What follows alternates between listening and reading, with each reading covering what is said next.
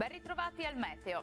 Le nostre regioni saranno ancora bersagliate da nuovi acquazzoni e la situazione è già piuttosto critica in alcune zone dopo le abbondanti piogge di questi giorni.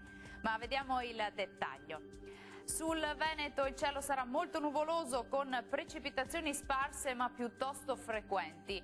In nottata è previsto un lieve miglioramento. Temperature minime tra 11 e 14 gradi, massime piuttosto gradevoli, comprese invece tra 19 e 23 gradi.